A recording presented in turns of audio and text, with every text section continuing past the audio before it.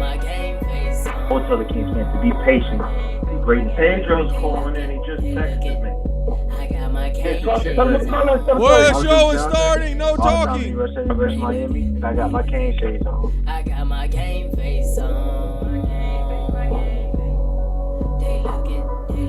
I'm Darius Rice, future Hall of Famer, University of Miami Hurricanes, and I got my cane shades on.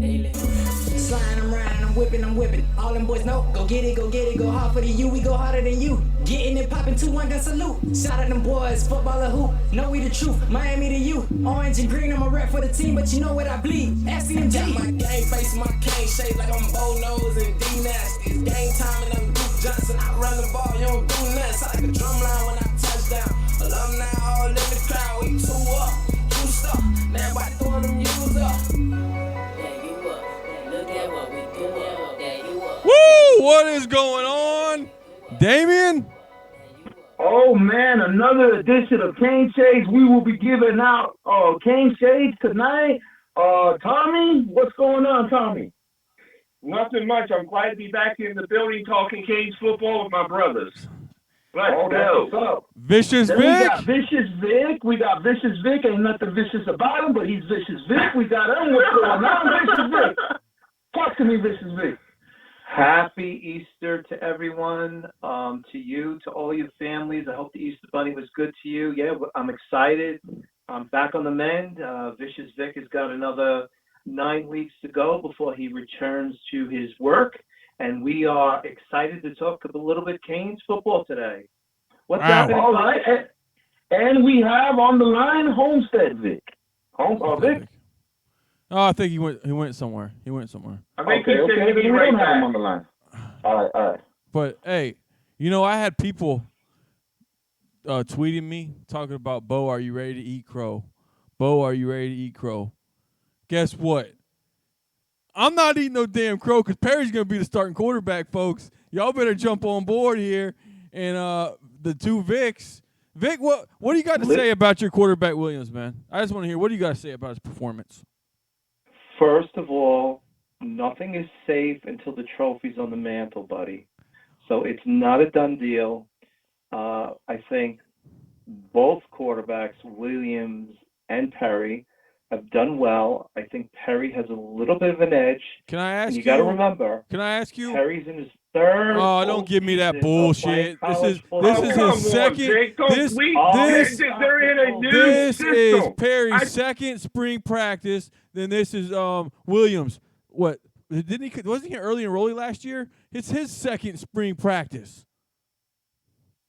He's still got a full year on him. He only got a full It year. doesn't matter, He only Vic. got like It's 6 months on him. It's a new system. Everybody's coming into a new I don't want to hear system. no damn excuses. Listen to me. Personally, I think that all three are going to be playing. No way. Because Diaz is not like Mark Richt. No way. If he doesn't sense something is right and they're not on their A games, they're getting fucking yanked. Dude, they're and not all somebody three else playing. is going to come in. But Vic, you can't do that. You can't pull somebody out. That's what screwed Perry up in Virginia last year, and he lost the team. Too fucking bad. Okay, Vic, grow up. Williams ball. is not You're the gonna guy. Be a junior in college. You're what 20, 21 years old. Man up, okay? And that's what's going to happen because he wants fierce competition, not only at quarterback, but on the offensive line, the running backs, the tight ends, the receivers, and every single position on the defensive line. We did not have that last year under the Richt administration. It's a new regime. It's the new Miami. Do you know what's getting me now? Is all these people talking about they don't trust Perry. Perry's not mature. Perry's not this. Well, guess what? Perry's matured. Manny Diaz has put out a quote himself saying that he can tell a difference over a year, how mature and how he's taken leadership. So all that BS that people are saying, you all need to stop that. Get over it. He is still a college kid. I can imagine how some of you all were when you were in college. He was. Going into fall, going into spring camp, the best person at that position in the weight room was the starter. Perry was the starting quarterback. So that means he outworked the other quarterbacks in the weight room. Well, listen, don't devalue Williams, okay? He's working hard. He lost 15 pounds. And yes, I am an advocate for him because I think out of all three, I think if we had a little bit of everything, if we had Perry's arm and athleticism, I'll take that, along with Williams' brain. Williams' brain? And Martell's brain. Hold on, Vic. Are you kidding me, Vic? Hold on, Vic. That's fucked up, Vic. Williams. Hold on, Vic. You want to talk about brains? Williams is working. Williams almost threw 2 picks yesterday. 2 INTs. One was dropped. He would have had 2 INTs yesterday, Williams. And you want to talk about in only 6 throws, he would have had 2 picks. And the Martell one interception was a deep ball that should have been caught by KJ Osborne. He had it in his hand, and it was taken away by a walk-on cornerback. 6. The man was allowed to throw the ball 6 times Saturday, and should have been picked. The DB dropped it. Are you kidding me? Come on, he's not smarter. He's not smarter than Perry. This guy got in trouble for missing class. How is he smarter? Tell me that. Exactly. How is he smarter if he got in trouble for missing class? From what I'm reading, he's outworking him and he's out hustling him. Who is? Okay. Wait, how's he outworking him? Wait a minute. Hey, Vic, I want to know, because I'm actually a Williams guy. I'm with you, Vic, but where are you reading that Williams is out? I'm reading these articles on Twitter. And and I'm also reading on. When were these articles published? The news feed that because I'm hearing something different. You're all anti-against, and you know. No, I'm with Williams. I want Williams to win. If he's out, I'm with you, but I'm hearing something different. Hey, let me ask you. Hold on, Damian, hold on. Did you just say Kane's insight, Vic? No. I said. So if you believe anything they say, then you. No. DI. Okay, you know who we're talking about. I'm not going to say his name because Damian does not like his. No. I don't like you dick riding him. You're talking about Andrew Ivins. Andrew Ivins is swell. He's been on the show. Don't you start something with me and Andrew. Andrew's cool. I don't like you dick riding him all the time. Let's get off that subject. But hey, on to the other subject. Vic, how has Williams out? Vic, how has Williams outworked Perry? How? Well, he's studying 2 nights a night. So Perry's he's got a private quarterback coach. Besides practice. A private quarterback coach that makes him better because he's got money to get a private quarterback coach. I didn't say that makes him better. I said he's outworking him. Then why did he's Perry really putting in? Perry stays after practice. Perry, there's been video the last 3 practices they've had where Perry has stayed over and throwing the ball. Guys, throwing the ball. It doesn't matter. It does matter because you're full of shit. This Williams bullshit you're saying is full of shit. This Williams bullshit you're saying. He has not. If he outworked him. If he outworked him, he would have been a starter day 1 of camp. He didn't because he did not outwork him in the weight room. Than him. Stop it. He's better. Can I talk to Vic, please? Can I please talk to Vic before we talk about the Cane Shades giveaway? Go ahead. Real quick, Vic. Go ahead. Like I said, now I just want to talk to Vic real quick. Look, I'm a Williams guy. I'm with you, But what I'm hearing this from, and it's not even what I'm hearing. It's what you're seeing in the spring football. Let's be real now. Perry's winning this job. We can't be delusional. Listen to me. We can't do that. Right now, I want Williams. I'm with you. I'm on the Williams train too, but we can't just lie out of our ass. Damian, right now, I'm the front runner, but he's no. It's Perry is the front runner. Yes, but he's not running away with it. He's running away. If he was running away with it, Enos would have said today. No, he would not. Going into no, he wouldn't. He's already came out, and him and Manny's already came out and said no starter will be announced until after fall practice. Right, Manny basically said that you would not have a starter named until the fall. I mean, bottom line, he said that from the get-go. No matter what. Hi, Vic. Happy Easter. Happy Easter, guys. There's Vicious Vic. What's going on, why don't you chime in this? I got his crow's cooking in my oven right now. But go ahead, Vic. Okay, by the way, that's where I took some time away because I started preparing the crow, basically, and I got out some mojo for you, Bo, okay? So don't worry about it. You'll be good. All right. But hey, this is how I see it. I mean, I'm not. This is how I see it. I got Perry number 1, and I got. My question in all of this: why are we arguing about something that, in essence, could drastically change the next couple of months? Because it makes good radio. That's why. Because it makes good radio. Because it makes good answer. But what's in the comment section? What are people saying in the comment section? Perry's the guy. Tate's still getting on the field. I think Tate. I think Tate will get on. I think they'll have a package for Tate because he's the better runner of the 3. He can run the ball. Real quick, can we tell the fans how to win? What they got to do to win some King Shades tonight? Oh yeah, hey, to win King Shades, and once you hear this siren right here, watch. First caller gets a pair of Cane Shades. That's how. Yeah, how many times are going to ring that siren? Who knows? 5 times? Who knows? 5. Who knows? Who knows? When you hear that siren, the first caller wins a pair of Cane Shades. Bo, you might want to do it one more time. Just so do it one more time. Do it a couple times. Let it ride. Let it sink in. That does not mean to call, though. That does not mean to call. Don't call. They just better get ready for that siren because it's coming in August to Orlando. I hope them Gators are ready to hear that sound because we are coming. But hey, let's stop talking about. Let's go to the running backs. How about Cam and DJ? Cam 13 carries, 72 yards. DJ 13 for 51. Are these two guys looking like a legit 1-2? I think so. I think it's exactly the way you said it, though. It's DJ and Cam. And I'm big on both. I am big on both. Go ahead. Are you there? Who's there? Yeah, it's a little kid here. I know. All right, go ahead. Go ahead. I said I'm big on both. I'm a big fan of Cam, and I'm a big fan of DJs. But conference locked. Go ahead. I am on more of a DJ fan. I think DJ was 1, Cam is 2. Yeah. At least for me, again, I'm honestly, I'm agreeing with Ty, but I don't know what it is. I kind of think, honestly, that Cam is going to really ball out. Okay, and I really think for that type of running back that we're looking for, okay, that in essence can end up doing about a good 20 to 25 carries a game, then I see more and more Cam could be the guy. Well, I will say this. Cam has the better speed than between two of them. Yeah, DJ has the power. Correct.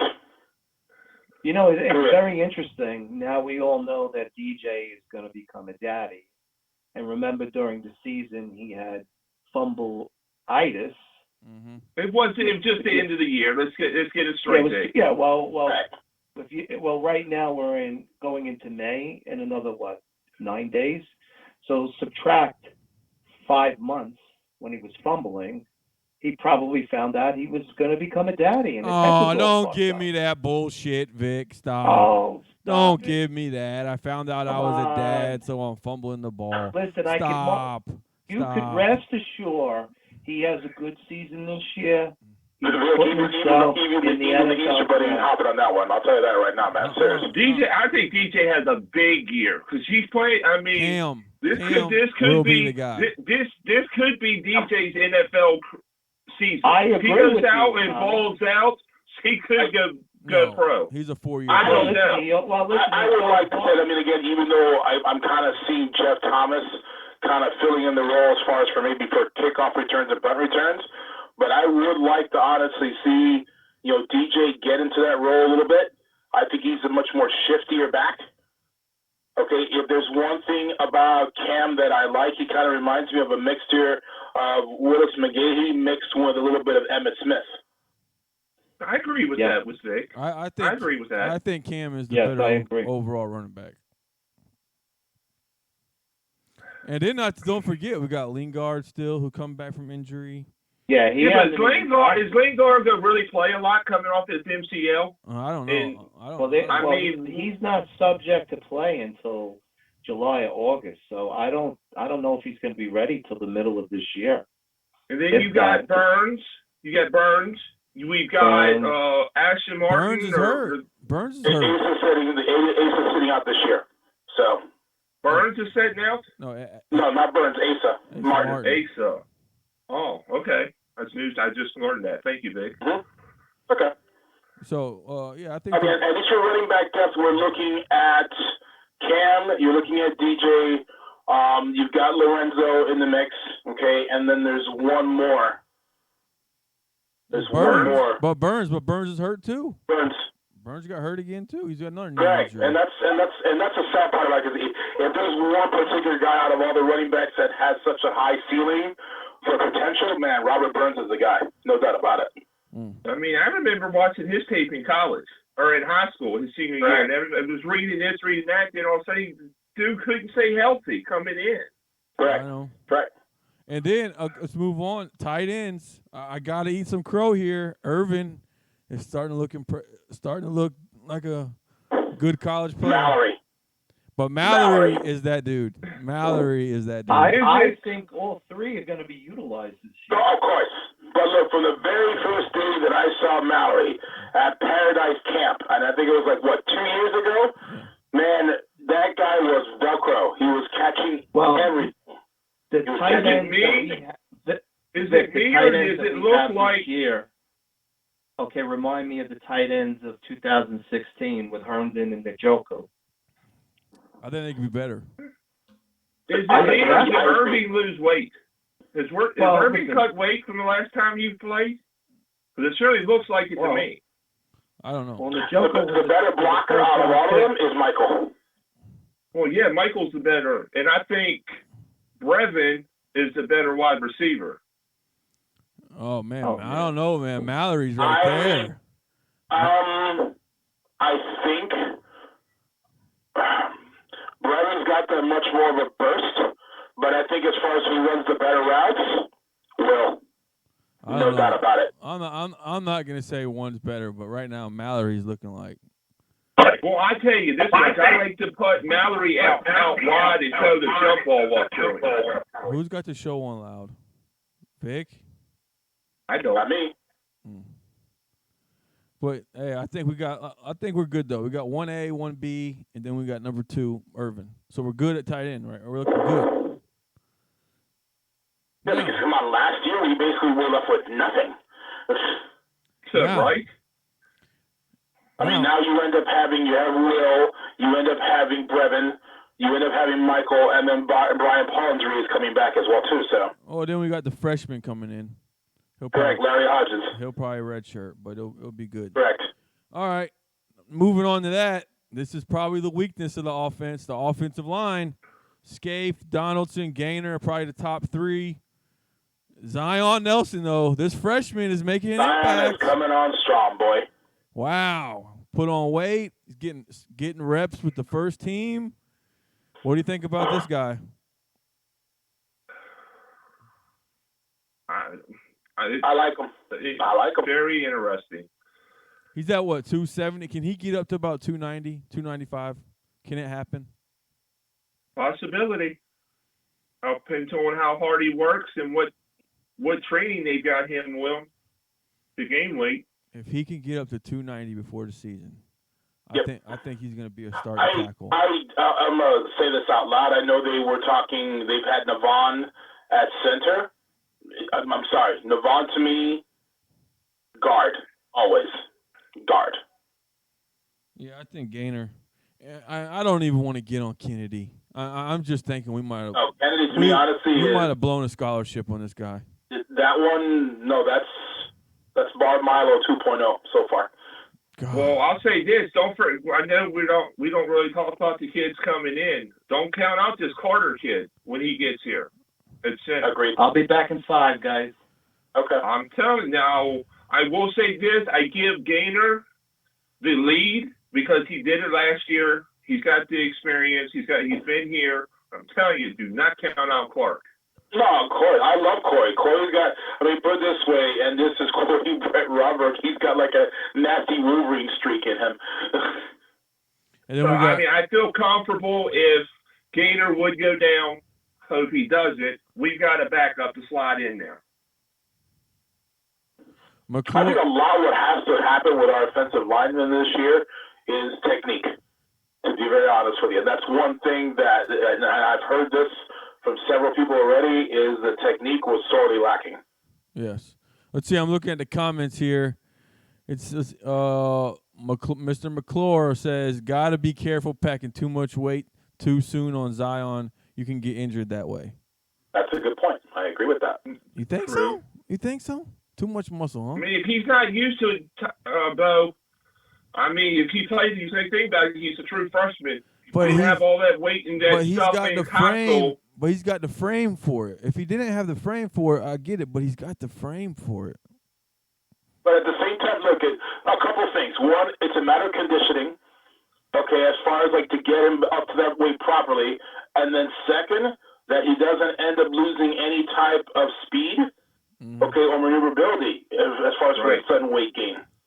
Right. You know? And here's North Fresh says App State was the biggest school besides us to offer Zion Nelson. We truly might have found the gym on the recruiting trail. And you got to give a hats off to Rick and the offensive staff on that one. They found him. And as far as Zion was concerned, the word is you didn't even see Searles at all involved in that one. Basically, from what they're being saying in the background, that was Joel Rodriguez. Yes. Yeah. He's the one that found him. Supposedly. Wow. But that's a big pickup for Rick and crew. And, hey, just to get off subject, how about Mark Richt showing up to the spring game? Talking with the fans. That was classy. That was awesome. Talking with the fans, everything. I mean, pretty classy move by that guy. I know a lot of people give him a lot of hard times, but he did give us a 10-win season. Look, I want to say this now, because you've had so many people go out against him, for the way that everything went down last season, and I can understand the reason why. Okay, if there's one fatal flaw that he had, and we've talked about this on the show a couple of times already, was that he had his son as QB coach. Okay, to think about it this way, think about it in a couple of things. One, he walked away and left money on the table. Okay, that's the first thing right off the bat. Second, he ended up, for a lot of people end up saying that he didn't do anything. I'm like, are you kidding? One, he made us relevant again. Okay, second, he put up $1 million of his money in that indoor practice facility, which has made such a big difference. Okay, so again, like I said, it's a sad concept of what we had to go through. And he got us to a New Year's Six bowl. He did that. Yeah, he did get to the indoor practice facility. So he which, by the way, is gorgeous. That thing is amazing. The program is in a better place than when he got here, I will say that. Yes, it is. What do you all think about the comments he made? Because I guess they hired him on the ESPN for this new ACC network, and reports came out, I see it on Twitter. And they asked him, I guess yesterday, where he came out and said he was not asked to fire any changes or anything. He just thought it was time to step down. Do you all think that's true, or do you think? I'll say this openly. Remember, what is said behind closed doors versus what you say in the media could be two entirely different things. Suppose that he said he was never told that. He just thought it was better. He knew it was time to step down. Look, I can tell you this from one that knows the pressure was on intensely. Well, Blake James did come out. Blake James came out after the Pinstripe Bowl. Whatever Blake James says, I don't know. I'm not a Blake James fan, but Blake James did come out after what was that? The Pinstripe Bowl. Well, we will we'll move on from this crap. Yep. Oh, that was a little bit touchy there. Yeah, it is touchy. It is touchy. I can go south quick. And Bo, I'll be honest with you, I would probably be along the ride with you, to be honest with you. What, with the AD? Correct. Yeah, I am too. Cause I'm on the ride with you, Bo. You know that. I'll say this, and this is relating it to not just a matter of football, but I have to write it with baseball as well too. When you had two huge contract extensions given out, okay, and I look at the baseball program in essence for all intents and purposes, Conference unlocked. We had 2 years, had to put up with uninspiring play. Okay, and then at the same time, look, and I said it earlier on in this conversation, okay, Coach Richt was a gentleman. He walked away with $20 million on the table. Okay, that's something that, boy, has to be thought about in a lot of ways. When you end up giving out these extensions, look, I understand you want to reward good work, but I'm thinking, like, my God, would you go that far out? Well, you got to think, too, when they gave him that extension, I mean, he's going to the Orange Bowl, played an AC championship game. I understand lost that. to a team that was in the playoffs. The argument could have been said, okay, let's give him, in essence, a 2-year extension with an option for a third, and then take it from there. Recruiting was great that year. Everything was going great that year. Of course. I mean, come on, we were all part of that. Everyone was like, come on. Everyone was like thinking, we're back again, good times rolling, but, I mean. I was on the fence. I said, let me see it for After 2 years. the Notre Dame game. I wanted to see 2 years. You're telling I me. would have been. You're telling me after the Notre Dame game you weren't sold. Nope. Oh man, Tommy, come on. I mean, that's man. When after the Notre Dame game, I want to see one I said this team's year. for real, man. After that Notre Dame game, I said this team's for real. Now I thought we were on the uptick. I really did. I was like, you know what? Okay, maybe I was thinking maybe, but I said I want to see another year. Do I think? Look, going back to that Notre Dame game, do I think in a lot of ways that Notre Dame wasn't prepared for what they were going to deal with us? Without a doubt. Without a doubt. But at the same time, come on, who the heck wasn't a believer after that Notre Dame game that it's like, wow, we're back? You could argue the Pittsburgh game basically and saying that, lo and behold, we were completely, asleep at the wheel. But in a lot of ways, let's be real, again, that particular game. There it was. But go ahead, Vic. That particular game is what started to end up like opening up Pandora's box, and you began to see what the flaws were. Well, they put the blueprint out. I mean, everyone figured out automatically how to end up playing against Malik, against the team. And I mean, going against, not even just a matter of once, but twice against the same team in successive bowls. Look, it wasn't a matter of, it was Wisconsin, in my opinion, was Wisconsin better coached? Well, you know what? Than we were? You know what, Vic? Yes. You know what? Forget it. We got to forget about it now. Yeah. We gotta forget I know. All right, well, let's get back to this new team. Here's my concern. Going into spring football, my concern was defensive tackle, right?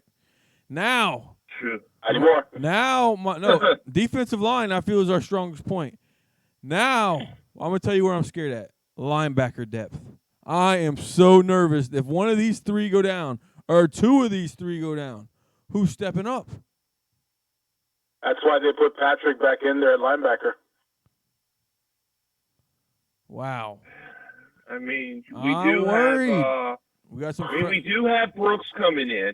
Mm-hmm. But those guys, I mean, look, Tommy, those guys, look, I'm not taking anything against Sam, but, bro, who's the other linebacker that we got? Oh, I can't think off the top of my head, to be honest. Okay. There's another one we got. Look, I'll give credit, but at the same time, and I'm glad Bo just said it, this almost has to end up being just Avery like, Huff. I don't know if it was. Avery Huff. If it was. It's Avery Huff. Avery Huff. Okay, there you go. So, in essence, this has to end up being almost like 2 years ago during their sophomore year that they did not miss any time whatsoever. I agree. Whatsoever. All right. Hold on, Vic. We got two callers. North Fresh, what's going on? Hey, what up, Bo? How you doing, man? Good. North Fresh. North Fresh. What- What's happening, baby? What North Fresh? What do you? Hold on, North Fresh. We got another caller. Hey, and Wikiwachi, what's going on? Hey, what's up, Bo? It's Nick. Nick, what's up, man? What's going on, guys? Good. What's going on? What'd you think about the spring game? Me, personally, I loved it. I thought it was pretty fun. I had my nephews, my kids, so we had a great time. It was just amazing, man. And I just thought it was kind of weird how they ran it compared to other teams. Mm-hmm. But it was pretty fun. What'd you think about the quarterback play? Who did you think was the guy, in your opinion? Well, if you wanna break it down, you gotta look at it as, Williams had his moments, and I just thought it was like when they were paired with a certain type of group of the offensive line, mm-hmm. that's when you notice things started going. Kennedy, I think he has some hand placements and some footwork that he needs to work on, because you got to think about it. He's not a natural center. I know. So he was getting bullied around, and then there was a couple guys that were getting bullied around, but it was bad hand placement. I was watching them warm up over in the corner of the end zone where I was at, and you could see them going against the D-line, and you could see some of them were just getting bullied because their hand placement and their feet. So you could see Coach Barry going over that with them too. So you think this is coachable? You think this is a coachable fix here?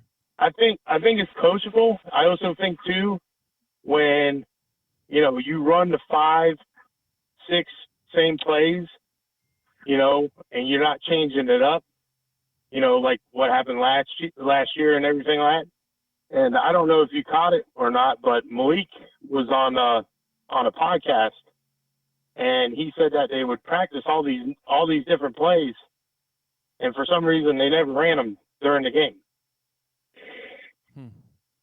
Wow. So all right, I think one of these. I think North Fresh called in first. I don't know if did someone call in for the game shades? Yeah. North Fresh and Nick get cane shades. All right. Hit us up on the North Fresh and Nick. Hit us up on the cane shades Twitter and let us know where we send them cane shades at. Will do. Appreciate it, Damien. All right. And one more thing for those that are tuning in, a lot of people are tuning in now. When you hear the siren, you're going to hear a siren. It might scare the shit out of you, but you're going to hear a hurricane siren. When you hear that siren, that means call in and we're going to give you a pair of cane shades. Hey, all right. Hey, North Fresh, Anthony says to tell him hi. Yeah, I saw him in the chat there. That's Big Dog Anthony. I always got love for Anthony. Everybody loves Anthony, man. Yeah, Anthony's very peculiar. All right. We gotta meet up. He's got to meet all of us at it's something. Yeah. Oh, I plan on one day running into Anthony. There's no doubt about it. I love him. Are we talking about the same Anthony that calls in all the time, Bo? Yeah, that I like. We're talking about. Yeah. Oh, yeah. Because I gotta see put a face with a voice. Yeah. I want to see the questions on this guy. This guy, man, with the questions. Hey, North Fresh. Let me go to linebacker. What do you think about this linebacker depth? Are you worried about this? I'm going to be a little more worried if it doesn't look like Joyner doesn't naturally pick it up, But honestly, I like the idea of Joyner at linebacker. I really do. I just hope our guys can stay healthy up front. That's what I'm hoping. Hey, did I get it? Hold on real quick. So, yes, go. Yeah, Nick. Hey, I watched Joyner yesterday, and I tell you what, he was making some plays in the backfield and everything. He looked like he looked like something that might work if one of those guys goes down. I mean, if Joyner's anything like his father, we have no problem. Yeah, no problem. Doubt. If he's Joyner anything like appears to his have father. He's got the natural, ability, natural body type, natural footwork to play that position. All right, hold on real quick. Hey, our man in Georgia, what's going on? Hey, well, what's up, man? I made it in. I heard the siren. What's your name? What's your name? It wasn't matter. It was Wisconsin. I can lower the feedback. Lower the feedback down. Yeah, is it better now? Yeah. Yeah. All right, cool. Where are you calling from? You know what? Let's give a pair. I believe he's calling from Georgia. Georgia. Yeah, I believe he's calling from Georgia. Hey. You want some cane shades? What I would like to do is if you could take those cane shades and find a young Canes fan and bless him till we got the Canes going forever, I think Nice. I would appreciate that. All right. Okay, even if I had a box of 1,000 cane shades, you know what? Okay, thank you. Thank you for calling. I got the cane shades on right now. I wear them at night, because that's just the way I roll. That's what we're talking about. That's what's up. Thanks for calling in. I live forever All in right. Palm Beach County, and I'm a season ticket holder for decades. That's what's up, Palm Beach County. What's up? That's what's up. Yep, season ticket. Thank you very much. I appreciate the show. I'll let y'all get back to educating me. I love the show. Thanks for calling. Thank you very much. Thanks for calling. Thank you, man. Thank you. Please bless with somebody else, with a younger person. All right. We definitely will. All right. You know what, Damien? I'm gonna get my I guess you could say future stepson. I'm gonna get him because I got to convert him. So you know what? We're gonna get him some cane shades. We'll give this West Palm Beach guy his cane shades. I think it's Pedro time. Is it Insight with Pedro? Let me call Pedro. Get Pedro in here. Let's do Insight with Pedro. But hey, Insight from Pedro. But before that, North Fresh, what do you got? What do you got for us, man? Man, just excited about everything I'm seeing here, man. What I'm really happy to see was all that weight that they got on Blissett. I don't know if you saw that, but it looks like he put on some really good weight, and it sounds like he's keeping his athleticism to go with it. What do you think about Zion? Man, that's I made a comment in there. I think you read that comment there that Appalachian State was like our biggest competition to get him. I mean, man, if he really keeps improving like he has been at this fast rate, man, we might have scored a hell of a gem. And in my opinion, he looks like he's got the frame to add that weight and add that muscle and still stay athletic and still be able to move well. Hey, hey, Nick, you were at the game. What was your main concern of this team? My main concern, well, no one's pointed it out. When you sit there and you watch, you see all these message boards and all that. All I got to say is, I hope to God, the Aussie, from down under, the punter. Yeah. I hope he actually shows up and actually is worth a darn, because I'm going to tell you right now, he might be the MVP of the team if he actually is doing what he's supposed to be doing. So kicking's been that bad so far in the spring. How did Bubba Baxa look? When I watched the game yesterday, the punting was horrendous. So, no good. Oh man, what nothing? We better hope this Australian can kick the shit out of the ball then. Well, how's Bubba Baxa been looking? I'm going to save us a lot of games last year. How about Bubba Baxa? What'd he look like? He missed a 21-yarder. That's how he looked. Oh, Jesus. Are you kidding me? No, I seen it on Twitter where he missed a 21-yarder.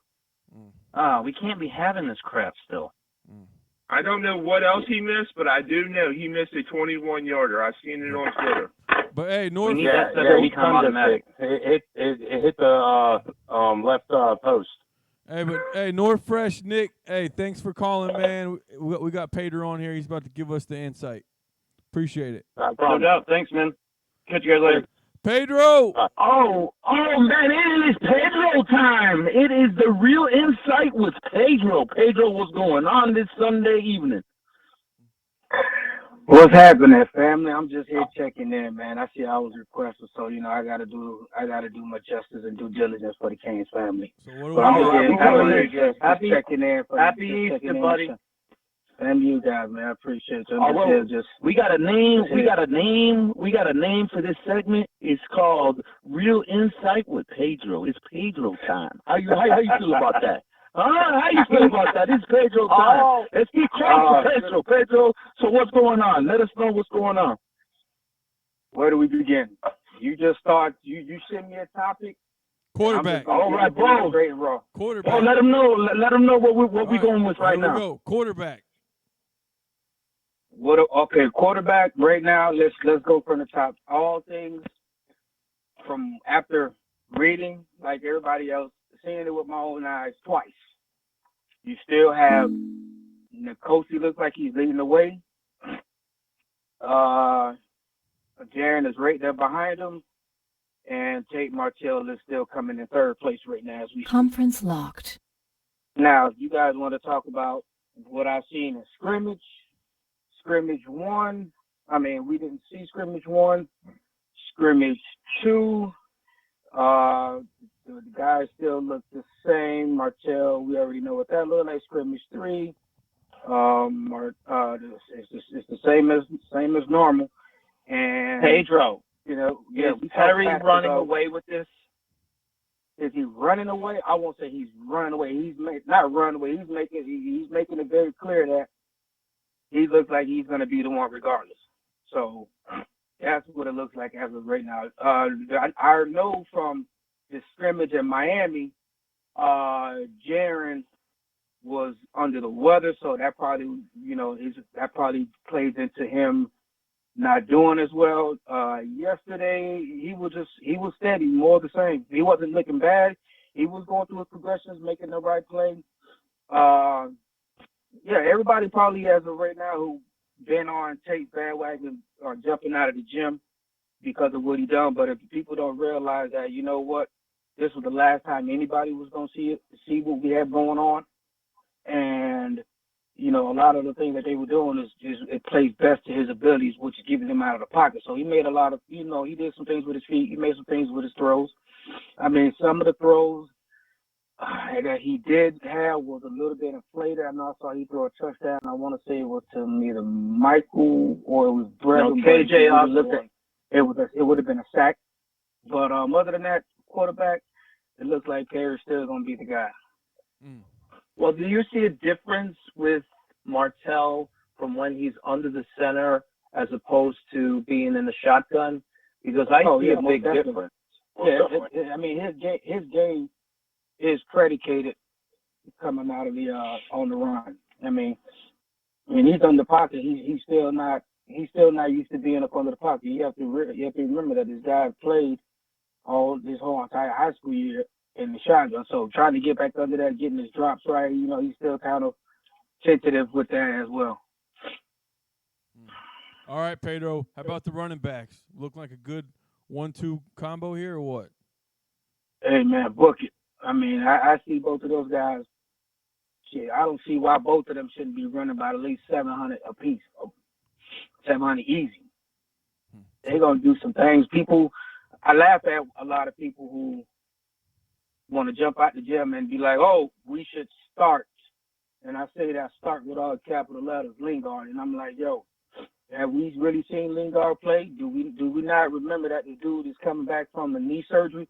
That he's still out? Could he have gone? He probably could have gone. But dealing with an injury as such, there's speculation that it was ACL. There was also speculation that it was an MCL or LCL. Some of that information is very lock and key. And regardless of what it is, when you talk about tearing one of your ligaments, one of your four major ligaments in your knee, that's not an easy comeback, especially when you have to have surgery. Usually there's an easily, 6 months recovery, just recovery alone. Then before you can really start doing what you need to go as far as especially when you're dealing with ACL, MCL with the lateral movement. That takes a while to get lateral running, straight line running. There's no issue. You could be straight line running within 4 months. But lateral cutting, which as a running back, if you can't cut, you can't be no running back. So that's going to take him some time. That's why I know that being a surgical tech operating on, all four, ACL, MCL, LCL, PCL, you're going to have at least a 6 month recovery. Plus, you got to factor in when you're going to be able to be ready for contact. And that's usually going to be about a year. So we're looking at least mid-season when he's going to be 100% full go. They might throw him in there just to get him wet, to get him bounced around and all of that. But, it looks like it's definitely going to be mid-season by the time he goes. So do you think it's DJ and then Cam at running back at 1 and 2? It's not a thought. There's nothing to think about. You have seen what these guys have done. You've seen DJ for a whole season. Or you've seen this is going to be DJ's third season now. Third. This is going to be Cam. This is going to be Cam's season. We saw Cam. We saw a super size of Cam. What game was that when he bought out? That was Virginia Tech, wasn't no? Was it Virginia Tech and Notre Dame. Okay, no, Cam didn't play. We didn't play Notre Dame. We're talking about with Cam. We didn't play Notre Dame. Oh no, Cam was Virginia Tech. Virginia Tech. So we saw a small sample size with that. So, I mean, he's shown that he could do that. So, I mean, outside of those two, like who you had? I mean, I can't count anybody because as of right now, Asa Martin, broken ankle, out for the season. He didn't even apply for the red shirt, so you're not going to see him. Robert Burns, well, the dude had another operation again, so you can probably scratch him out again. And Lingard, I mean, outside of who else you going to have at running back? You have 1 and 2, period. All right. There's no thought process. Is Dallas 1, Cam 2? And honestly, when you have a two-headed monster like that, does it really matter who starts per se? It really don't, because it's going to be running back by committee. They're going to both bang out the whole season. All right, you're going to go to your bread and butter, the offensive line. What do we got here? Okay. There's 2 things that's going on with the O-line right now that I just recently saw it with my own 2 eyes and also speaking. We all know coming into this, Tommy Kennedy apparently was supposed to be our savior at left tackle, and we all know he has been relegated to, what do we call him now, backup center. Mm-hmm. But that backup center position that he has really going to be a scout team position because he's actually and truly technically our third center. Now that Navon Donaldson has showed you that he can be the backup center. So that's what you're going to have right there. Was looking very strong, like I mentioned to you guys weeks ago about Zion Nelson, who had come in, and the thing with Zion Nelson is Zion Nelson came to us at 242. Zion Nelson has put on weight, and Zion Nelson is at 271. People, the idea was, we could redshirt him. He could get up to 285, 290 by the redshirt freshman year, ready to go. So redshirt him, and then he'd be ready to go at the redshirt freshman. 285, 290, 300 pounds. Honestly, let's be clear. If you know football, offensive tackle as an offensive tackle, you don't need to be no 300. It looks nice, but truth of the matter is, you're not gonna find in college no 280, 290, 300 pound defensive end that he's gonna have to go up against. He's gonna be going up against maybe a 270 pounder at most defensive end. Mm-hmm. So if he's already playing DN. He's playing offensive tackle, and he's about 280, 290. Well, why not stick him out there? And he have shown that he's coming. That's why you've seen it. He would have played last week in Miami, but he was out due to attending a family member's wedding. I wanted to say his brother was getting married, so he had to go back home. People were saying, they think he was hurt. No, he's not hurt. So as you can see, he started yesterday. So you got Zion Nelson, who's very look like, he might be that dog. And the thing is, if you could plug him in at left tackle, you will have Navon Donaldson going back to left guard, who played center, who knows the line calls, who could be right in his ear and be like, okay, this is what we're doing. So Navon will be going back to left guard. Center corrugator's coming back. The thing is, with that, you will have DJ Scaife is going to either slide over, and this is all going to depend on 2 things. What's going to happen with if Jelante Hillary could hold down the right guard, Jelante may end up, that will force us to move Scaife to right tackle. Now, if Scaife, now at the right tackle, if Herbert and Kalion can hold it down, then Scaife will go into the inside. Now, if neither 2 guys can hold the outside, Scaife will go to the right side to be the right tackle, and that will more likely slide, which I've just recently seen. The guy who's coming and who started yesterday, who's been beasting and who I've been waiting to beast, is Cleveland Richt. Cleveland Richt just jumped in and he started, and he was holding it down pretty much the whole day at that guard spot. So you have a major shift in people who finally say, okay, I'm coming up. So it's going to be one of those things to see. But if I had to say who's going to be our starting line as of today, bearing injuries, I'm going to go with Zion Nelson at left tackle. I'm going to go with left guard. I'm going with who came up? You will probably have to slide Campbell, if I'm not mistaken. Navon Donaldson at center, Cleveland Richt, and DJ Scaife. So you're not even going to start Gaynor?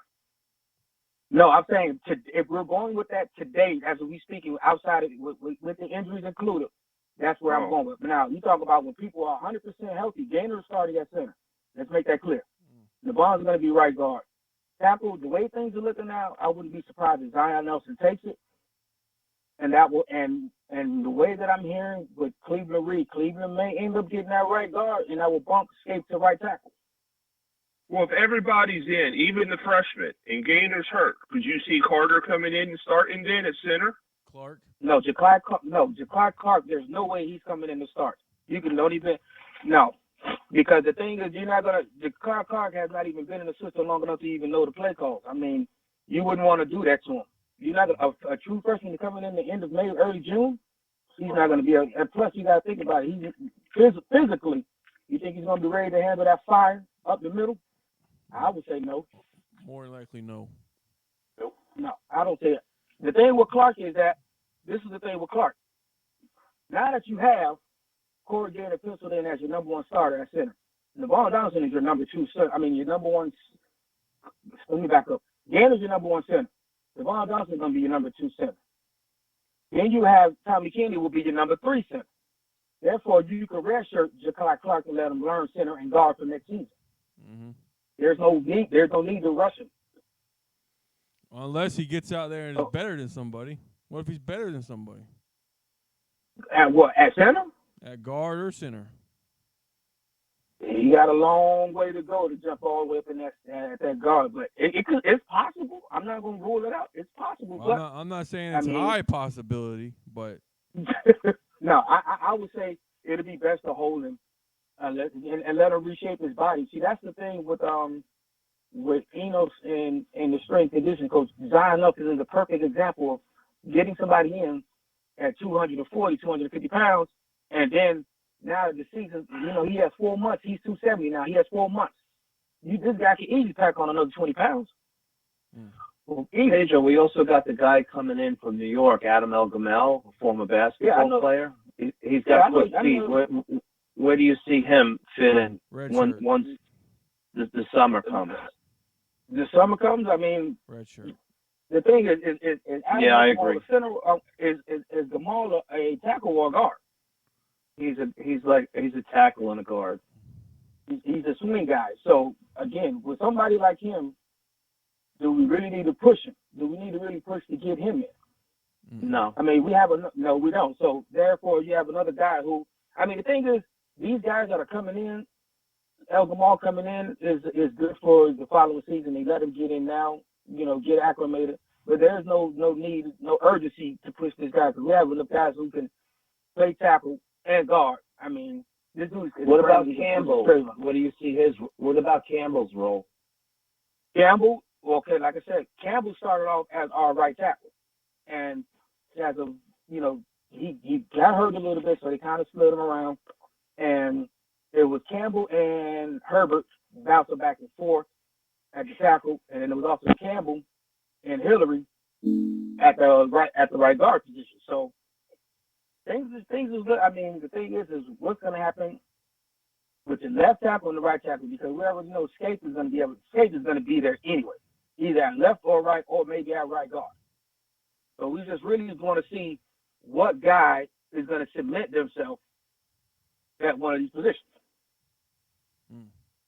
and play at a high level. I mean, the thing is, what our line is a very sliding line. It shifts a lot with so many different people predicated on who gets hurt or what, and then somebody has who wants to throw their hat in the ring. Like I said, Zion also been throwing his hat in the ring. He's been beasting it out, and then Cleveland Reed finally, I think, has turned that corner. So Cleveland Reed has turned the corner, who is a true guard.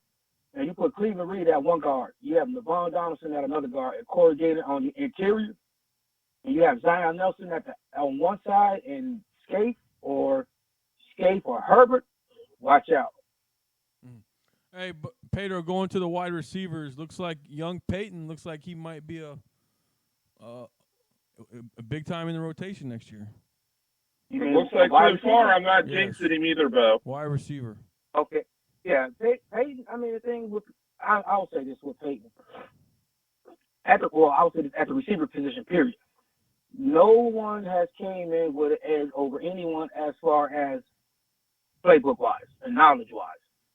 Everybody learned from scratch. So, the best man who can run routes, who can read, who can catch, who can block is what you're going to get. And the kid has shown that, he's not phased. So, he has as good of a shot as anybody. What opened the door for him is Hardy got banged up, Jeff got banged up, Hightower got banged up. So that opened up the door for him to get a lot more reps in practice. And he's looked like he's taking full advantage of it. So what are you seeing out of Wiggins? Has Wiggins stepped up any, or is he still like he was? Wiggins got a little bit stronger, bulked up a little bit. He had a nice catch yesterday. Other than that, hey, we'll see. We'll see. And the tight end position is looking very strong. Well, the tight end position is we're in a beautiful position. We know what Bourbon was going to get. We saw flashes of Mallory last season, and Mallory really showed you that he's there. Irvin came in and trimmed down and looked wonderful.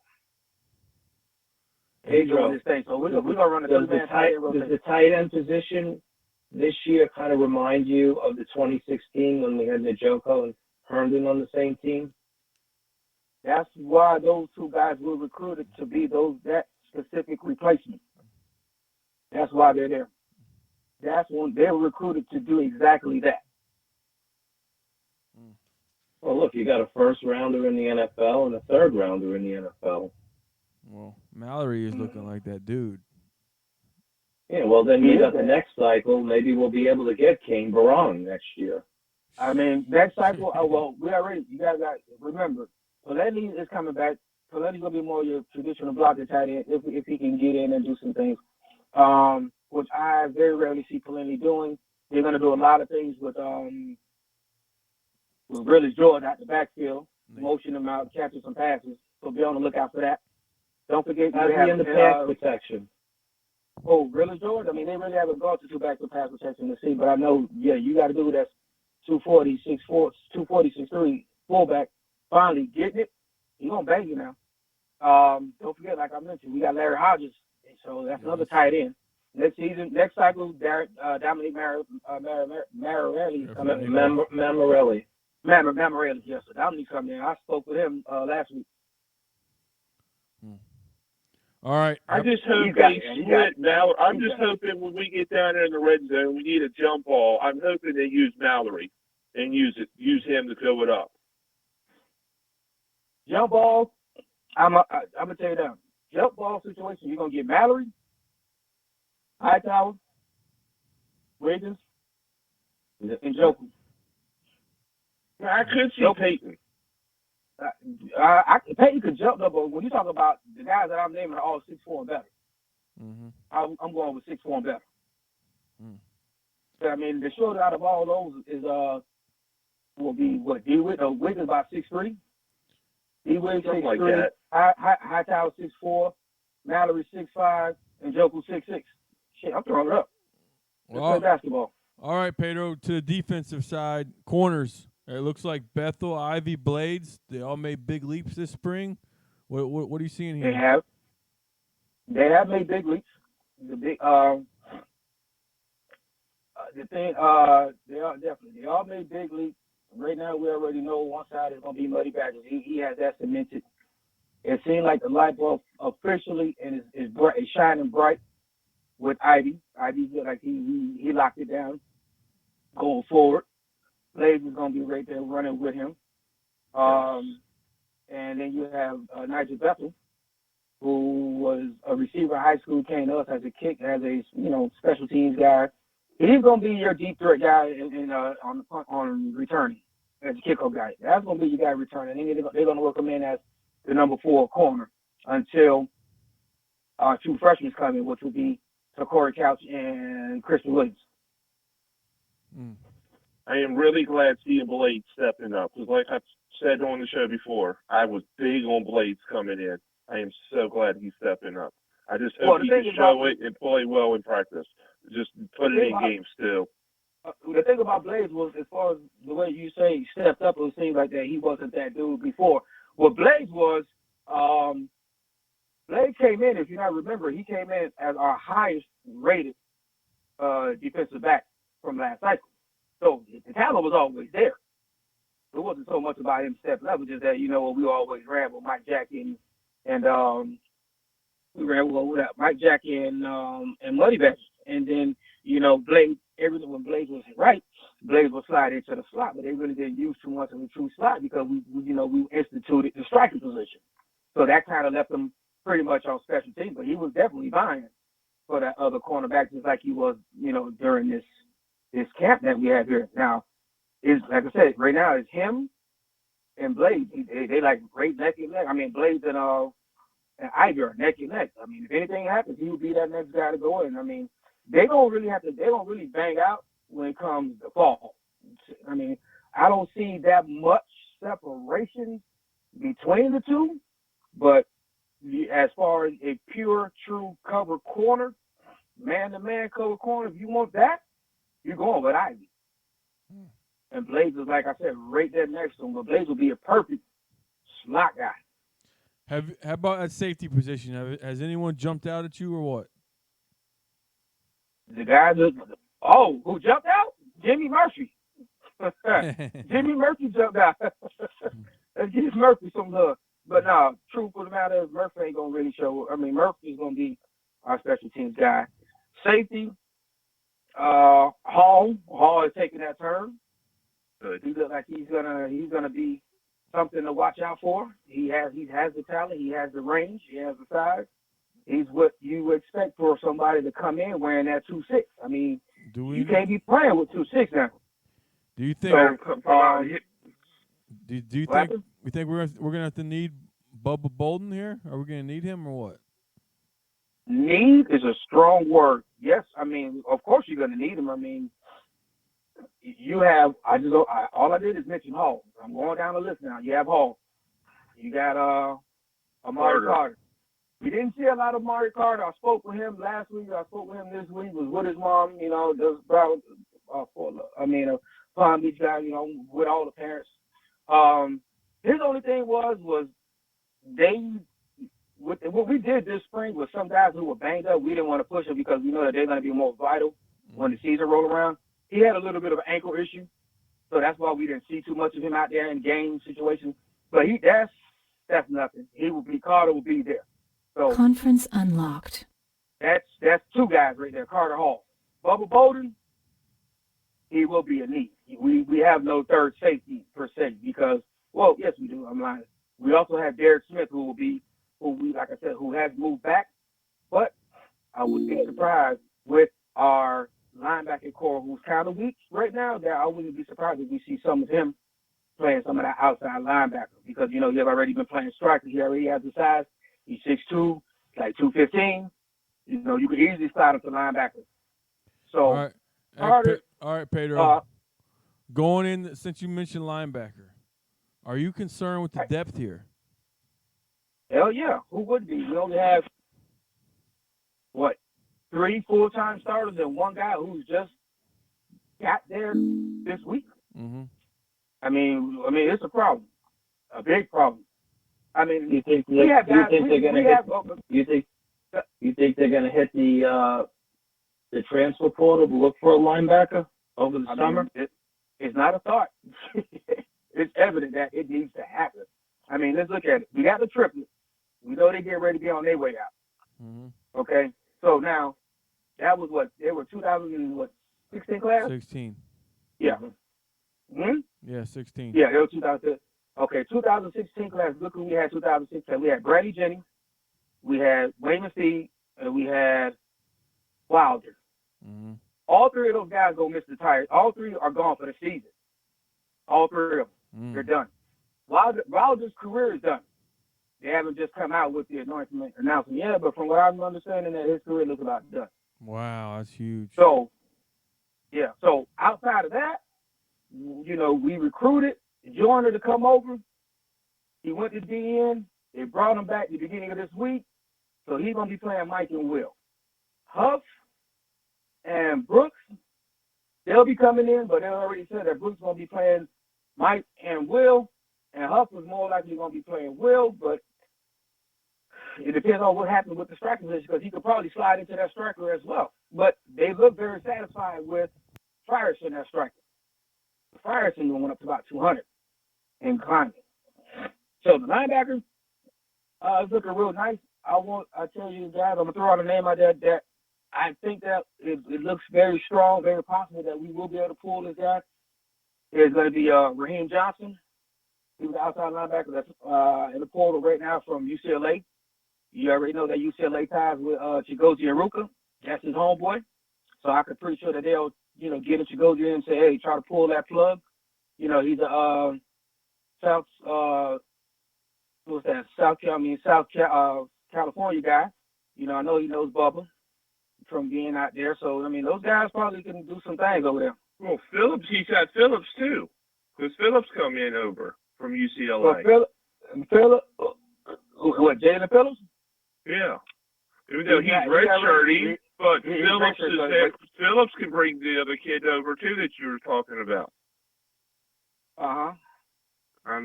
Let me ask you this. Yeah. Is there a chance, if we need to, and this is only if we need to, we could bring down Amari Carter to play down there in that linebacker spot? Because he can play the run. That's okay. So let's say you do bring him down there, right? Why would you bring Amari Carter, who's already penciled in as your starting safety, to play linebacker? Why would you do that? This pretty much just as an emergency. Because with the depth that we've got at linebacker. That would be the only way. But you also, like I mentioned, you got Derek Smith, who's bigger than Amari Carter already. So why would you not slide Derek Smith down? That would make more sense. I agree. True. But Pedro, going in the spring, we were all talking D tackle. We're worried. We're concerned. Mm-hmm.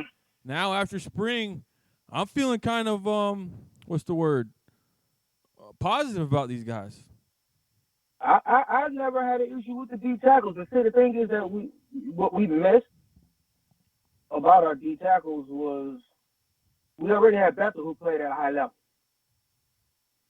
Severo, we already know played last season. He was coming, so he was just getting his feet wet. So that's two. Ford stepped up. Ford finally turned the corner and showed people who Ford is going to be what he's going to be. Ford finally got it together. So Ford will be back. We haven't seen Ford. I spoke with Ford last week as well. He just has a little wrist injury. They don't want to push him. So he'll be back fine. Outside Jordan Miller, that dude. I heard he looked good yesterday. He had a couple of sacks in there. He looked real strong.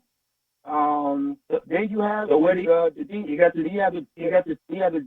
have the triplets coming in on all these guys, the two New York and the one South Carolina. So those guys are gonna work their way in. They're gonna get their little 4 games in a red shirt. I'm really interested. Talk about the New York kids. I'm really interested to see Hunt. Hunt is gonna be a problem. He is. I can't wait to see Hunt. He's so explosive. I know for a fact that Alabama wanted him very late in his recruitment, and he told Saban, no, thank you. And that's very tough to do. Yeah, okay, he was very, very close to going down to Alabama for an official visit, and he had his mind made up. He wanted to play with his buddies. So he's going to be a force to reckon with. He's only playing in his second season. Okay, he's very quick. He's a basketball player, and he's strong. And I think he's going to make an impact. Maybe not this year, but definitely in the years to come. His explosion is what's scary. He's athletic. Well, Bliss's explosion is off the chart. I think Bliss is going to be the better one. Yeah, we got to get these guys on one last time before they go enroll in school. Let's see. So maybe we can try and do that and get a follow-up with them.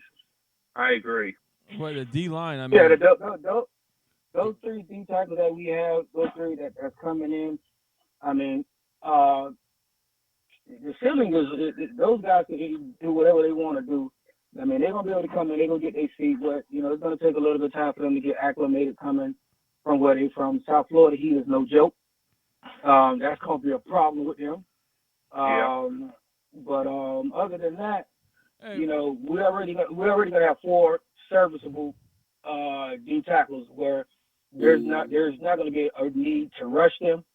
I mean, you will even see, which is very interesting, Tariq Martin might get some burn, which I was like, whoa. Well, Pedro, talking about the Florida Heat, are you concerned that maybe with this indoor facility that they're going to practice indoors too much? The thing is, if people don't realize, we was in there the entire spring due to the fact that our actual Green Tree Field is being resodded. That's number one. The majority of our team are Florida guys. That, for them being in, they're good. And we got a few guys sprinkled in there from other states. So they've been down here in South Florida. So the heat factor for our team is kind of over-exaggerated because we just spent the whole entire practices indoors. That, I'm not worried about that. I'm not worried about it. I'd like to see more outdoor practices. I know they're doing the field, but I need to see some outdoor stuff. Well, they will coming into the fall. Well, I mean, you can't put them out there. You can't put them out there. That grass is being resodded. The field's got a set built. I get that, but I want to see what they do in the regular season here. Okay, yeah, I was going to get rid of that because the thing is, you said you want to see more outdoor practice. I mean, it's not like we can rewind back spring. No, I'm just saying. I'm not going here. I'm talking about going for this season. I want to see how they play this with this indoor thing. Especially in camp. In camp here, in the first couple weeks. The way the camp is going, we're going to be in. We're going to be inside all week. I mean, we're going to be outside all week until Thursday. Thursday we do our little walkthrough. Friday we travel. I mean, I'm very sure. Unless we have rain, then we'll go inside. Unless we have a big. So I'm sure when it comes down to, it gets closer to this, when fall camp comes, we will be outside almost the whole time unless it does rain, and I'm looking for McNanny to put them inside there. Well, otherwise, he's going to have them out there in the heat. Long as there's no lightning, you need to play in rain. You got to play in the game in rain. Well, true. Mm-hmm. I agree with that. Okay, yeah. There ain't no lightning, yeah. But he'll have them outside, I'm sure. Yeah, no, they are going to be outside. I already know that. So, was the Orlando spring game a success, Pedro? You want to say 9,000 plus? Mm-hmm. That showed up? I would take it. That was accounted for, 9,000? That's a lot. I mean, we took a lot of people up there. We took 9,000 strong up there, so, I mean, shoot. That's what it was. And let me ask you, Pedro, was it true? Yeah. Is it true the last week, not the one in Orlando, but the scrimmage they had down in the Miami area, you seen a lot of retweets and tweets that fans were booing Martell when he played bad. Is that Miami fans or was that trolls from Florida State in Florida? Miami. Because I've heard twice. Okay, I'm gonna clear that up, and I'm gonna be as clear as possible. I was there in the stands, and 4 rows behind me was that when you heard the boos. Now, the funny thing about it was only one guy. That's what they wrote. Like I said, a lot of what you're reading is they exaggerated a lot. It was only one guy that did the booing. Just one. He did it like one time out of the whole day. That was it. Now, if I remember correctly, he did have a Canes hoodie on.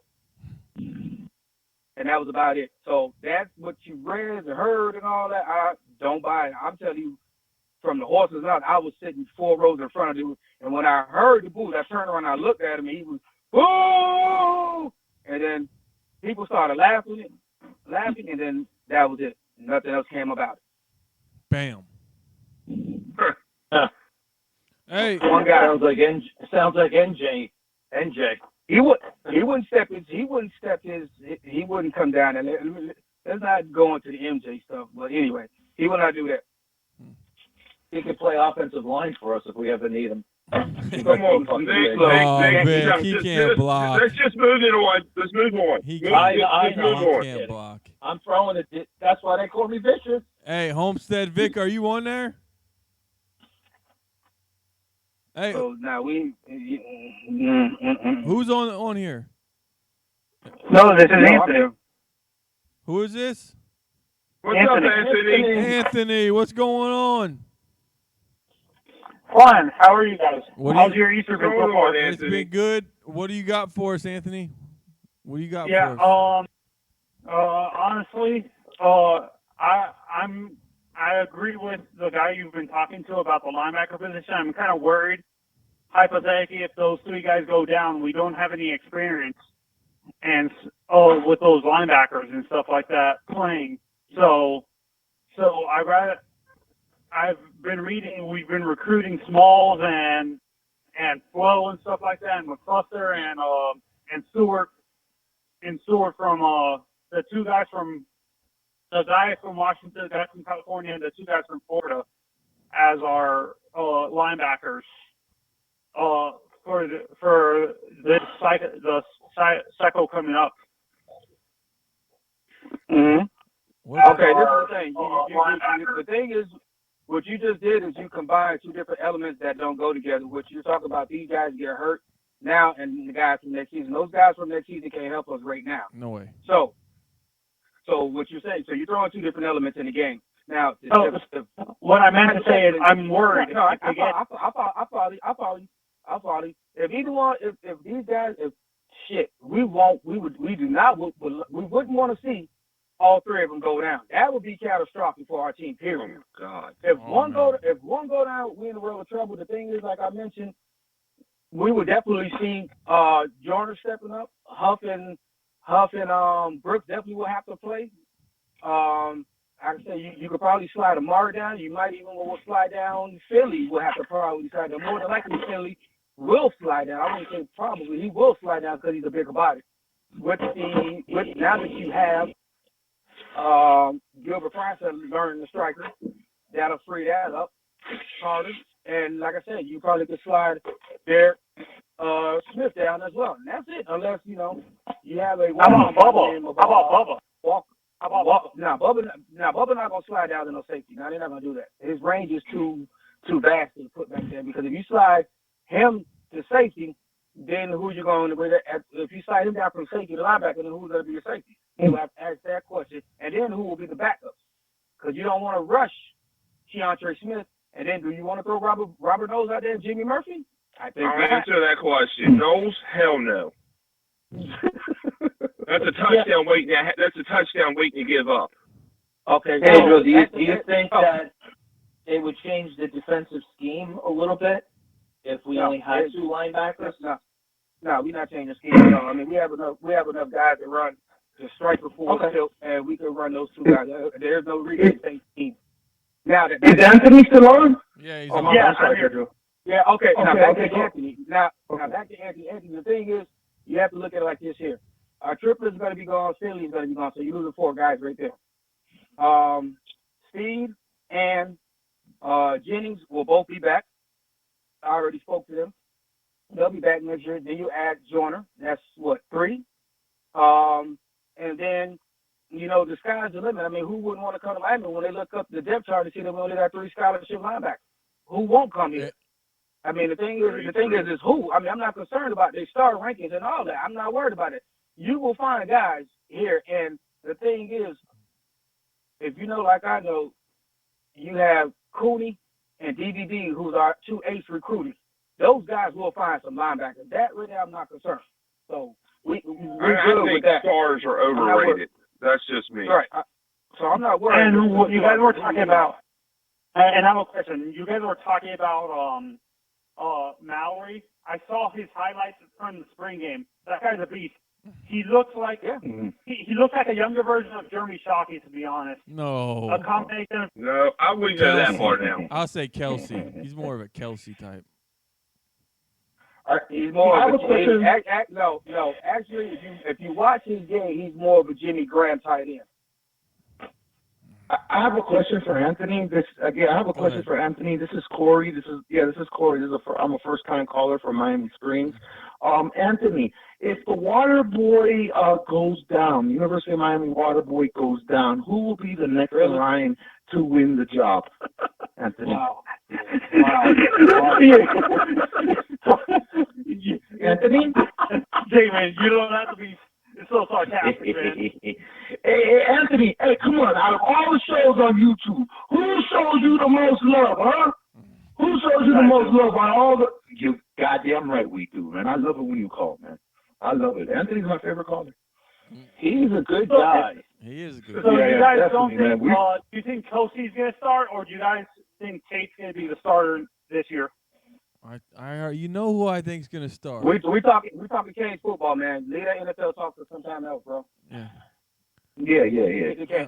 Let's talk about Canes, bro. This ain't no NFL. Yeah, we got the Cane Shades on. Hey, Anthony, thanks for calling. We got a pair of Cane Shades. Hit me up on the Cane Shades Twitter. I'm gonna send you some Cane Shades. Okay. Have a good rest of your Easter, guys. You too, Anthony. Okay, happy Easter. But yeah, I mean, I saw somebody wrote in about that Jennings is not done. Obviously, I can tell you now, I know Jennings. Jennings' injury is he's done for the season, just like Wilder and who else was there? And Steve. They are. I spoke with Steve the other day. Not him, but his dad. He said he's doing all right. He's all right. He just was frustrated more than anything about this was going to be his year to show people, because he felt like he hasn't really shown anybody what he could do at linebacker. But Steve's going to be all right. Jennings, that was a big blow. You know, it was first reported that he had a groin. Then it was reported it was a knee. And finally, it's a hip. So he'll be What about that kid Knowles? Is he going to get any time or not really? Oh, Robert Knowles, that's safety? Yes. God, I hope not. On special teams, right? Yeah, special teams. Yeah. Can't It'd be special teams. Don't put him back at safety. Jesus, don't. Oh man, that'd be. I mean, did anybody see that play when who was that? Noodles had scored? No, I didn't see that. Yo, there was a play that was it Noodles? Yeah, it was an out route, and it was down the middle, and Robert Knowles tried to come and do his thing, and he did his thing like he did, slide across the field, and missed. Robert Knowles is what we gonna get. I mean, we flipped Robert Knowles from FIU, so come on, y'all. Oh, I could flip his ass back if you ask me. Butcher. Put him up in the stands somewhere. Maybe special teams. Yeah, that's what he's gonna be. He's gonna be our special teams guy. I mean, that he could do at a high level. I trust more Bo being back here with all the back injuries back there than I would him. Shit. Hey, hopefully I can at least grab somebody's leg or something. Shoot. Something. Yeah, so that's what you guys got. I mean, recruiting. If you want to talk about recruiting again, I haven't really looked too tough. I haven't been watching recruiting that much. I haven't really looked at it. I mean, like I said, like Anthony mentioned, the linebackers. I mean, we're gonna lose the 3, and then we're gonna have, we brought in 3 this year. So I mean, if you want to talk about the linebackers, we're gonna have to bring in more. I mean, we're gonna have Jennings, we're gonna have Steve, we got already Joyner, Brooks, Huff. That's 5 linebackers right now for next season. Why wouldn't a high quality guy want to come here, knowing that these guys? I mean, yeah, they might have a year up on them, but 2 guys have been out for a whole season, and 1 guy just getting his feet wet. First, we have a good chance of coming in and submitting himself, because a lot of what's going to really happen is the 2 guys that we've lost for the season, they're not going to be banging come spring. Mm-mm. I can tell you that now. Especially if you're an early enrollee. If I was a linebacker, I want to come in as an early enrollee, compete in spring. Yeah, so you're going to pretty much have the only guy returning from this season that has significant playing time is going to be Pat Joyner. Unless they move Derek Smith down. I'd be happy to get 3 to 4 in this site in 2020. I'm not worried about 3. The thing is, honestly, because of our numbers, we have to get 4. It ain't no we got to get 3. We have to get 4. That's the number of the linebackers right now. The number is 4. So we can't just get 3 and then hopefully somebody can convert and something like that. No, the number is 4. Well, They better get on it. Better get on So this yeah, recruiting trail. the number that we got to hit is 4. Damien, are you there? Well, I guess he's missing. He probably trying to hit up somebody, but yeah, that's the thing. You know, we have to get 4 receivers. We probably gonna get we already got 3 committed, so that number is solid. Tight ends, we have 1 right now. We probably pick up another one. O-line, we're not gonna lose too much. I mean, we only have we're gonna lose 2 seniors. Well, how many you got committed? We got the kid from Vanguard committed now. And, yeah, I saw that kid. He gonna need some reshaping to do. Oh yeah, he is. That body's gonna need some reshaping. He look more like a D tackle right now than an offensive. I heard they want him to play center. Wow, that's fine. What I was told. I mean, he gonna have to. I mean, the thing is, Corey Gaynor right now is gonna be going into his redshirt sophomore season. Well, I guess they're probably thinking they got to redshirt him. And then Ja'Kai Clark is going to be a true freshman. He's more likely on redshirt. And if they bring that kid in, he's going to probably redshirt unless they let him get some playing time. Because most likely, I don't know too many teams that run with 3 centers full tilt. Hey, you're on Cane Shades. Bobo. What's going on? What up, man? It's Meathead. Meathead, what's going on, man? Meathead. What's up, fellas? So what are you thinking? Well, hey, man, I haven't heard about Bubba, man. What's going on with him? Bubba Bolden. Bubba Bolden is still not in school. He's still in California. Matter of fact, scratch that. Bubba Bolden was at the spring game in Miami last Saturday. But he don't come in until May or June whenever he finished class. So that's why you're not hearing about him. You're not going to hear about our punter either until May.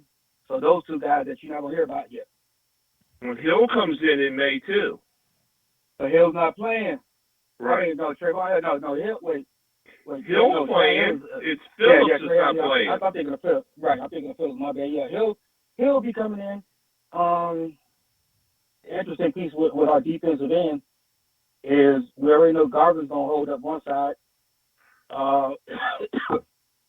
You can't leave out the Tarantula. Tarantula, I think he done jumped over Scott Patchen. And if you don't know who Tarantula is, that's Greg Rousseau. He's balling. Oh yeah, you gotta put him on the field. You have to. So Tarantula look like he's manning that other side. Then you're gonna have Scott Patchen, and then Hill gonna work his way in. I mean, you can't pencil Hill in as a day 1 starter. I mean, it sounds good that we a lot of us thinking that these guys that's coming in from the transfer portal are gonna be day 1 starters, but they're not. I mean, they're nice pieces. Only a handful of them will be starters. I mean, the only one I see was a day 1 starter is the one we're seeing now, which is KJ Osborne. That's the only day 1 starter that from the transfer portal. I kind of like it the situation we have on the D line because you can always bring in fresh bodies. Mm-hmm. Yeah. Yeah. You need an 8-man rotation to be a dominant D line. You can't just have just your main 4 and then be like, okay, here go the second unit just to give them a break and not play at a high level because then you're gonna get burnt. But I think we solidified that position right now. As far as the whole D line, I mean, we look 8 strong with the addition of Hill and the rookie coming in. I mean, 2 shows ago I made a comment as let's not even talk about guys who are not here and only focus on the guys in the spring. Well, spring's let's over. look at it like this here. Spring is over. So Spring is over. we can talk about these guys now, the potential come in. But as far as trying to crown any of our transfer portal guys as day 1 starters, the only one who I can see, I won't even say he'll be day 1 starter, but he'll probably come in 2nd, 3rd game in. That will probably be the starter is Bubba Bolden. And a lot of people don't realize, but Martell was a pawn in the whole portal with getting Bubba Bolden. If y'all look at the tea leaves, I don't know, or I've never heard or seen any quarterback transfer to a school without knowing who his quarterback coach and OC. And the main guy that pulled the trigger was the defensive coordinator, Manny DIAZ, who was the head coach. So they knew with getting Martell would be able to pull Bolden. And That was Phillips. a pimp move by Manny. And that Phillips. Was a pimp move by him. And Phillips. No, but I'm just saying. Well, Phillips, yeah. They were, yeah. Well, I think Phillips came mainly from Brevin. Because of Naruka. Phillips came in on the back end of Naruka. Because remember, Phillips and Naruka both was at USC together. But that whole Bubba Bolden move that was a pimp by they pimp Martell to get him. Well, could it have been getting Phillips is because we let him play and UCLA wouldn't with all the head injuries? Yeah, but he's friends with all of them, with Brevin and Tate. He's friends with all those guys. He's been cleared of those head injuries, and he's sitting out this year because of a wrist injury. So that was the only thing with Phillips. Phillips probably could have potentially petitioned for his waiver and probably would have gotten it, but the thing is, why do that when you know the depth already at your defensive end? Because think about it, Hill gonna be gone. That opens up the door for him. Why be fighting to be the sixth man at defensive end? And take your red shirt. And waste your eligibility. That won't be too wise. Because Patrick is a senior. Patrick gonna play, and he's gonna be gone. Rousseau is a redshirt freshman. Oh, not to mention Jafari Harvey's at defensive end as well, who's been showing out. Guys, don't forget that. Yeah. And you also have Garvin, he's going to be gone after this year, too. And Vic knows all about Jafari Harvey. Yeah. Yes, I do. And Garvin, that's little nephew right there. Mm-hmm. I'm always talking to him and his family. Our family, the Donaldson family and their family, we're a real tight family. Yeah. Man. What do you feel about? Do you think Bubba's gonna start though? And eventually, down the line, yeah, he will. He will. Yeah, eventually. Over who though? That remains to be seen. I mean, the fact of the matter is, this is the thing. Does it really matter in the thick of things? Because when you got three high quality safeties, you're gonna rotate them. I remember when we had what was that? Deion Bush, Crawford, and who was that? It was Deion Bush, Carter, and Rayshawn Jenkins. Remember, we ran a 3-man rotation. It really didn't matter who started. That's the same thing we getting right. That's the same thing we getting right now. All three of those guys are going to rotate between both positions, so it really don't matter. I mean, some positions it really doesn't matter who the starter is because of the way that our defense is set up with our two deep. That these guys that's somewhat quote unquote second string, they really starters anyway. So just say, oh, he started to get on the field first. Who cares? That's just like saying who's gonna start at receiver. I mean, you could throw, let's say, hypothetically, if we go to a 2-man set and you have Jeff Thomas and Osborne lining up, and then your second unit will be, let's say, Harley or Hightower. Does it really matter if them guys get the second reps? It really don't. That's just like saying who's starting, Brevin or Will Matter if we go into a one-tight set. Does it matter? No. So sometimes, as football fans or people who not that educated with the game and be so concerned about who's starting just because they got the first play, it really don't matter when you got a 12-game, 13-game season and you playing multiple people at the same position. Yeah. It's true. So that right there is just the Williams kid at corner. Again, Williams coming in, May, June? I mean, look at it like this here. You already have Ivy and Bandy on one side. The other side, right now, you can put Blaze, and right now you have Nigel Becker. You get him Couch and Williams when they come in. So those guys are already a little bit behind. Physicality, they're not. Again, I would say this. People were looking at Couch low. He's only 158, 148, no. Couch is 170 right now. So Couch, 170, maybe 5'11"? That's nice. Yeah, look at the kid at Boston College. I'm not looking at Boston College. Look at Miami. I know that, buddy. But look at the kid, Camp, whatever his name was, Shevers or something. Mm-hmm. He wanted to go to Miami, and he wound up going to Boston College. We didn't take him because he was 155, and the guy's going to be a first, probably a second or third round pick in this year's draft. So we but you know what though? But no, I won't say we missed on that, because do you want to bring in a kid 155 in your as a freshman? Do you want to do that? And then hope and wait. And then you have to hope and wait for his junior to senior year that he gains 40, 50 pounds. During that time, you can't tell me that you're gonna find kids in the class behind him who are bigger and more skilled than him. So did we miss on kids when they look good at the end product that we don't get? But going in, we didn't miss. Mm-hmm. You have to look at it that way. I mean, yes, there is projection, but no, I see your point.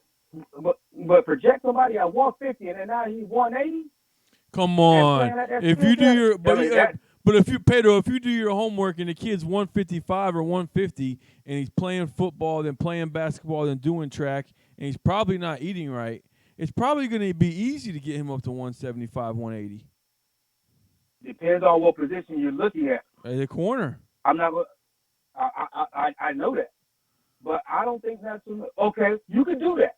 You could do that. I mean, and look, that's what Butch Miami. Davis did. That's where Butch Davis was great at. He was finding those guys that weren't high stars, and that was at Miami, and that weren't eating right, and were playing all the sports, and that he could get in and put the weight on. That's Butch Davis 101. Okay, but Butch Davis 101 was actually that was not Butch Davis.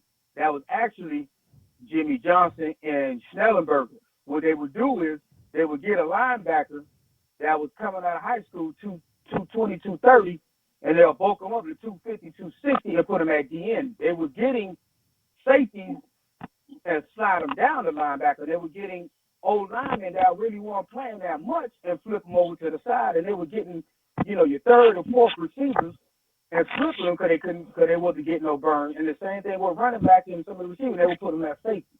That's what they were doing with the speed and height wise. But this is 2019, where you have guys who been specialized in a specific position. Rump is not going to go waste his time and go get a dude 150 right now. We need to go.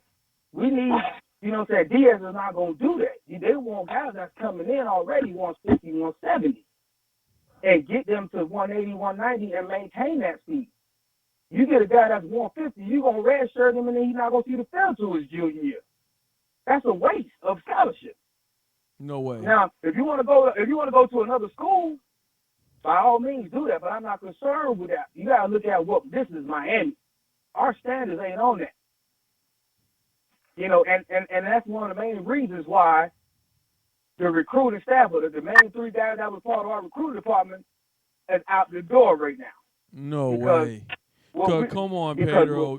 With that mindset that you have, that we're Miami, we can get anybody. It's not that way anymore. No. We can't get anybody. A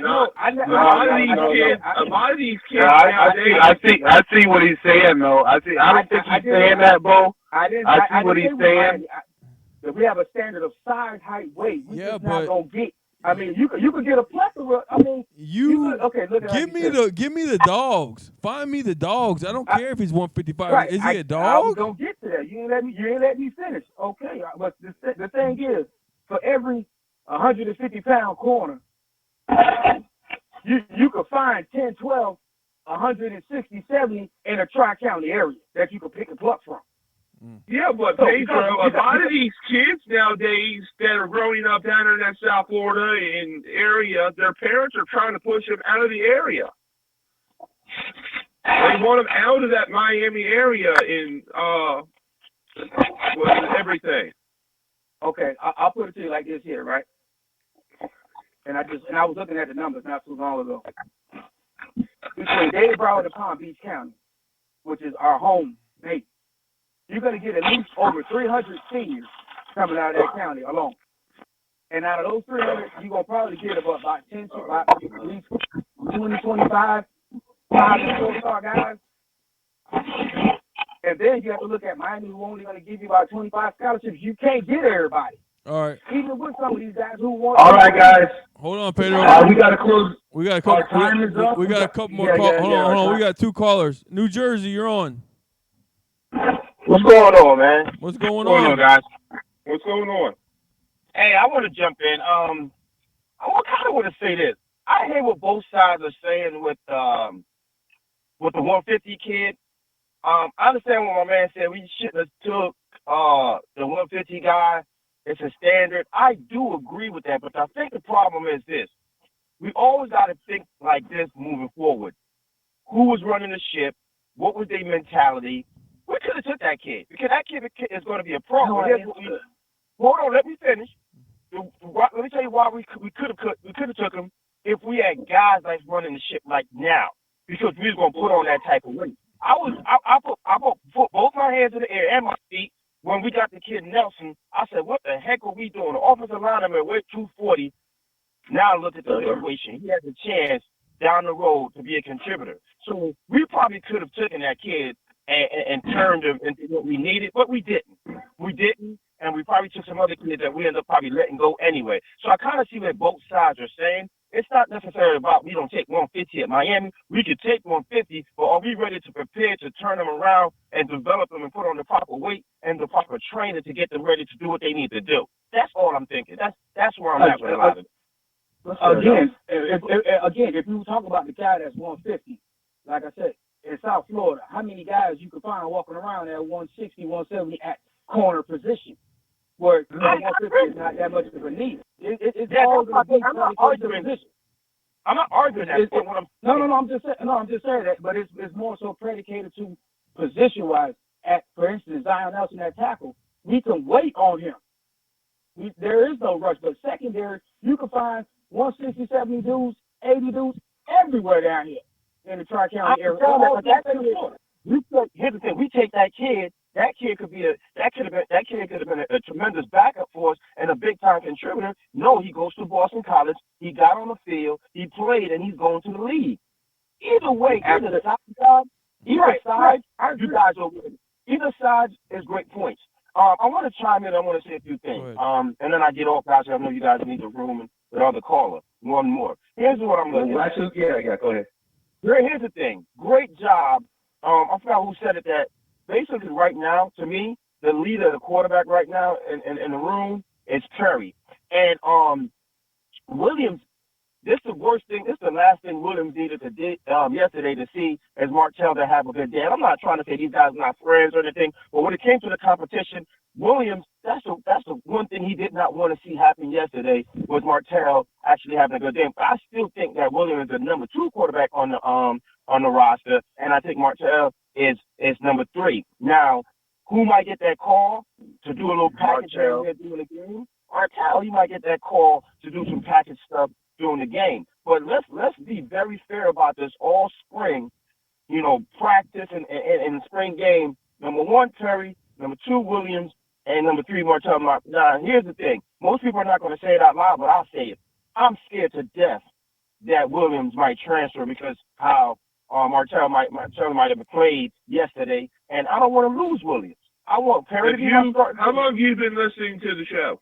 How long? Because I put it out there, 3-4 months ago before spring ball. I picked Perry to win, and I said, watch, we will lose 2. I've already got the Cage kid right. Tell you, Williams be gone too. He's already won it out once. He's already won it once.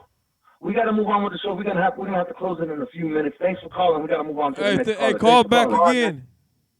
I will definitely call us back again. Thanks for calling. I will, man. I'm gonna tag it all. All right, appreciate it. All right. Last caller of the night. What's going on? North Carolina. You are the last Martell's caller. going to be the starting quarterback, Bo. Martell. Who? Watch what I tell you. Mark my words. Kid Meathead. Watch what I tell you. Who is it going to be? Okay, why? Meathead, who is it going to be? Why? Yeah. Why? How? First of all, Enos knows he can make things happen out of nothing. And Enos is not going to show what the real offense of what he's trying to do. He's going to keep it locked in. He's going to keep it close to the vest. He knows Martell knows how to play by instinct and make things happen. But he's going to give the opportunity to all three quarterbacks to become the starter. But Martell has something both quarterbacks doesn't. What is that? It's just the play on the field, making things happen with his legs when things break down. He's just a better quarterback outside of the pocket. I don't think Enos is going to run. Perry. But he does not know how to. I'm telling you.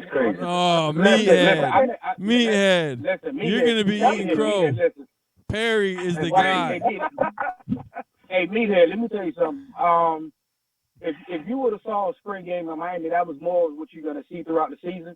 What we're going with, that whole Orlando trip was just more to give the fans a little bit of what they wanted out of Martell. And if you look at the offense, a lot of things that they were doing was to get Martell out where he was more comfortable.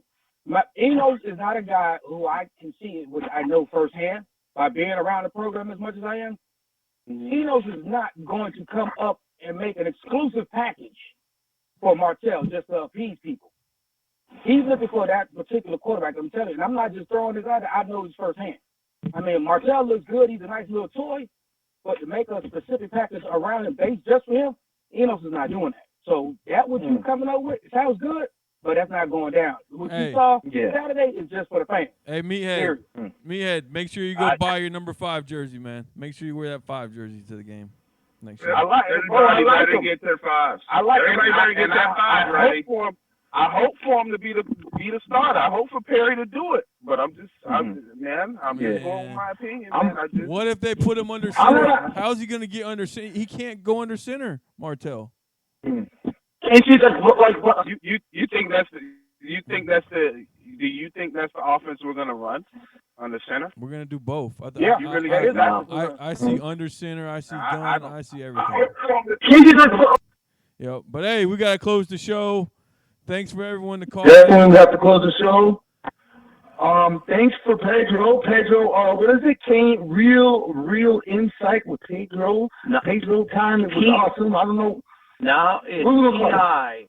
Pedro's insight. PI. Pedro's insight. We'll talk about it. We'll talk crow, Bo. No. Yeah. I will not. No. Hey, you know what? I'm writing with number 15, Williams. But what I'm hearing, man, Perry's winning his job, man. Big shot, bitch. Big boat, bitch. All right, we got to go. Okay. All right, we got to go real quick. If you want to get the Cane Shades, hit us up on Twitter, especially the ones that won tonight. We are selling Cane Shades. If you don't win, we are selling Cane Shades. You get I believe you get 1 pair for $10, 2 pairs for $15, and 3 for $25. Hit us up on Cane Shades, and we're out of here. Vic, close the show. Great show, guys. Thank you, Pedro. Excellent insight on what's going on this spring. Time for some dessert. Keep yourself safe. Put some joy into your life and to others that surround you. Never, ever forget to kiss someone you love. Peace out, buddy.